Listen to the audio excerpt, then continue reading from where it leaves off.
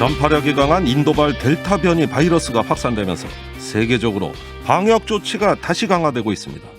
델타형 변이의 변종까지 등장하고 있다는 소식, 우려가 점점 커지네요. 변이 바이러스 문제 좀 짚어보겠습니다. 한림대 강남성심병원 이재각 교수 나와 계십니까? 네, 안녕하세요. 네, 안녕하세요, 교수님. 자, 네. 이거 걱정이 이만저만이 아닙니다. 지금 등장한 그 변종 바이러스 델타형이라고 하네요. 하루 네. 확진자가 영국에서 10,000명이 넘었다. 근데 그 90%가 델타형이라고 한다. 이거 굉장히 걱정되는 소식이에요. 델타 변이 바이러스 어떤 특징이 있습니까?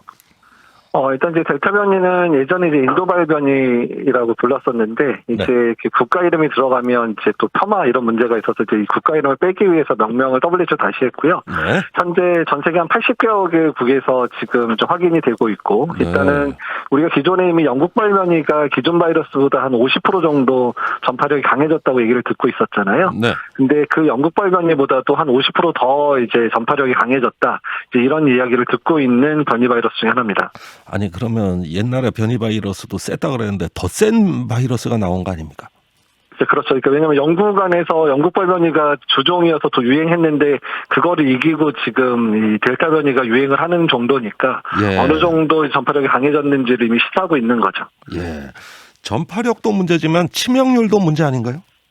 예, 일단은 지금 현재 여러 데이터를 보게 되면 입원하게 되는, 그러니까 중증 환자가 돼서 입원하게 되는 것도 높아지고 있고 일부 치명률에도 증가되지 않나 이런 이제 우려가 나오고 있습니다. 예, 이게 뭐 어떤 국가 간의 군비 경쟁할 때 신무기가 출현한 듯한 느낌이 드는데 들리는 얘기로 델타 플러스 바이러스도 등장하고 있다 그래요. 이건 또 뭘까요? 일단 인도발 변이에 이제 다른 변이가 추가된 형태가 이제 인도 내에서 확인이 됐다 그러는데요. 일단은 전파력 부분이나 이제 뭐 치명률이 올라가는지 여부는 확인되지는 않았지만 일단은 이제 새로운 변이가 유행해서 일단 그 부분도 인도 내에서는 우려되는 변이다라고 지정해서 현재 관찰 중이다. 이렇게 언론에서 발표가 있었습니다. 네, 그러면은 앞으로 변이 바이러스의 출현을 우리가 그 예측을 완전히 상상을 초월해서 나오는 것 같은데 이게 예측 가능한 거예요? 그럼 사실 변이 형태 자체는 예측하기는 사실은 어렵고요. 근데 다만 이제 지금 전 세계적으로 이제 여러 국가에서 변이 바이러스의 출현 여부에 대해서 계속 모니터링을 하고 있고 대표적인 국가가 영국이 정말 그 부분을 잘하고 있기는 하거든요. 일단은 계속해서 변이 바이러스를 연구하면서 이게 이제 백신 효과를 떨어뜨리는지 좀 전파력이 강해지는지 이런 부분을 모니터해서 우려가 되는 변이에 대해서는 좀 더 집중적으로 이제 방역의 그런 계획을 바꾼다든지 뭐 접종률을 더 올린다든지 이런 식으로 이제 그런 새로운 대책을 마련해야 된다고 생각이 듭니다. 네. 지금까지 변이가 몇 번이나 발생했는지 이번 코로나 바이러스 경우에요. 한번 정리해 주시겠어요? 일단 이제 저희가 주요 변이라고 하는 거는 그러니까 WHO에서 이제 우려가 되는 변이라고 하는 거는 이제 알파, 베타, 감마, 델타 이제 4가지가 지정이 돼 있기는 한데요.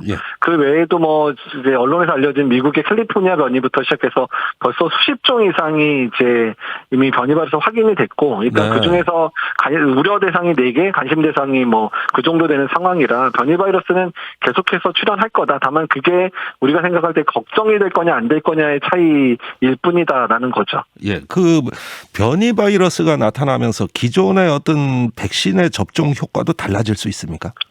네, 일단은 이제 지금 영국 변이는 알파 변이나 지금 유행한 델타 변이는 백신 효과가 한 10에서 한 20% 정도 이렇게 많이 떨어뜨린다고 나오지는 않고 있는데요. 지금 남아공 변이 같은 경우는 백신에 따라서 뭐 20, 30% 이상 효과가 떨어지기도 하기 때문에 이렇게 우려가 되고 있기도 하거든요. 그래서 이제 이런 부분 중요하고 또 이제 사실 백신 효과를 떨어뜨린 것뿐만 아니라 전파력이 강해져서 잘 전파되는 상황이 되면 우리가 생각하는 집단 면역의 수준도 더 올려야지 감당이 가능한 바이러스가 되는 거거든요. 그래서 이게 이제 백신 효과를 떨어뜨리지 않더라도 전파력이 강해지는 것만으로도 백신 접종을 강화해야 되는 이유가 될 수 있습니다. 아, 그렇군요. 자, 지금 백신 접종 완료율이 50%가 넘어간 이스라엘이라든가 영국 같은 경우 보면은 다시 그 거리 두기를 강화하고 있는 것 같습니다. 그렇다면 전 세계 팬데믹이 이렇게 백신 접종이 차근차근 진행된다 하더라도 또 올 수 있는 거 아니냐. 이런 어떤 재유행의 가능성 어떻게 보십니까? 네, 일단 이 델타 변이 때문에 이제 좀 소강 상태에 있는 국가들이 다시금 확산세가 되는 부분들은 이제 말씀드린 대로 백신의 효과를 무력했다기보다는 너무 전파력이 강하니까 미접종자들 사이에서 더 확산이 잘 되는 이제 거를 나타내고 있거든요. 그러니까 네. 이거를 막을 수 있는 방법은 지금은 오히려 백신 접종을 더 열심히 해서 일단 이 상황을 타개하는 방식으로밖에는 해결할 수 있는 방법이 없게 되는 상황이라 예. 우리나라도 이제 이스라엘이나 이제 영국의 상황들을 생각해서 접종률을 올릴 때 지금의 우리의 목표보다 더 해서 맞을 수 있는 사람들 백신을 맞는 전략을 갈 수밖에 없는 상황이 된 것 같습니다. 네. 자, 백신 접종은 일단 궁극적인 해결책이겠습니다만 당장은 이 방역으로 그 유입을 차단하는 거거든요. 우리나라는 지금 차단은 되고 있죠?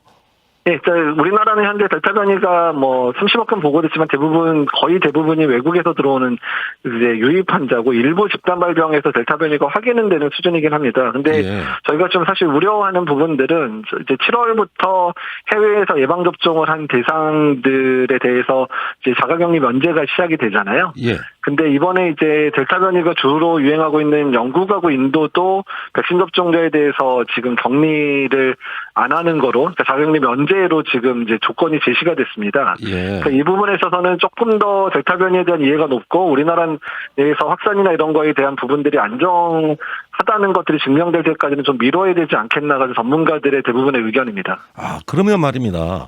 만약에 네. 국내에서 델타 변이가 이제 발견된다든가 어떤 네. 확산 조짐이 보이면 지금 거리두기 완화하고 있거든요. 네. 이거 다 다시 거꾸로 되돌려 가지고 다시 방역 강화하는 이런 상황으로 갈 수도 있는 겁니까?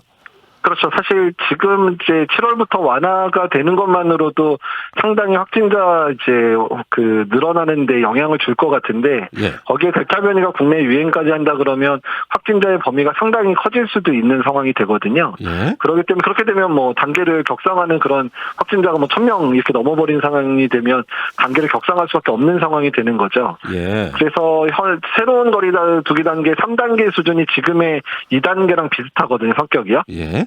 그러니까 이제 만약에 7월 이후에 이제 확진자가 여러 이유로 늘어나면 뭐 수도권이나 이런 데는 3단계로 이렇게 격상될 수도 있는 상황을 맞이할 수도 있다는 겁니다. 예, 알겠습니다. 이거 뭐 굉장히 아주 걱정되는 상황입니다만은 그래도 정확하게 경고는 해 주셔야 될 것 같아요. 자, 이게 지금 델타 변이뿐만 아니라 다른 변이 바이러스도 있는 것 같아요. 그런데 접종을 완료할 때까지는 이런 변이 가능성에 대해서 어떤 가능성도 다 고려해야 되는 거죠. 안심할 수가 없는 거죠. 네, 그렇습니다. 일단은 이제 국내는 현재 주로 나오는 변이는 알파 변이이기는 한데요. 예. 근데 일단 백신 효과가 떨어지지는 않지만 일단은 한번 유행을 하게 되면 이제 우리 대구 사례처럼 유흥업소에서 300명 이상 발생했던 게 이제 알파 변이 때문이었거든요. 예. 이제 그렇기 때문에 이제 이런 상황을 최소화하기 위해서는 뭐 백신 접종에 올린 것뿐만 아니라 방역 상황이 안정화돼서 확진자가 줄면 어차피 이런 변이 바이러스의 차단도 같이 차단이 되기 때문에 예. 국내의 그런 방역 상황을 안정화시키는 것도 상당히 중요할 수 있습니다. 알겠습니다. 청취자 질문이 2389님, 이거 아까 나왔던 얘기인데 또 질문이 들어왔어요. 한 번 더 답변해 주셔야 될 것 같은데. 네. 델타 변이 바이러스 치명률은 더 높은가요? 치명률은 조금 높아질 거로 예상은 되는데요. 예. 근데 일단은 뭐 아주 높아지는 수준 정도는 아니다. 그리고 백신을 맞은 사람에 있어서는 입원율 감소 효과는 기존 바이러스랑 비슷하기 때문에 예. 백신을 2차까지 잘 맞으면 중증화가 진행되거나 치명률 맞는 효과는 남아있다. 이렇게 이해를 하시면 될 것 같습니다. 알겠습니다. 끝으로 좀 짧게 답변해 주세요. 도쿄올림픽에 대해 어떻게 생각하십니까?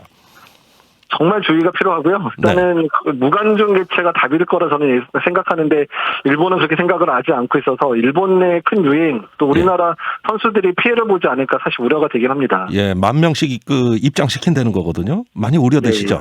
예, 많이 우려됩니다. 예. 알겠습니다. 여기까지 듣겠습니다. 오늘 말씀 감사합니다. 예, 안녕히 계세요. 한림대 강남성심병원 이재갑 교수였습니다.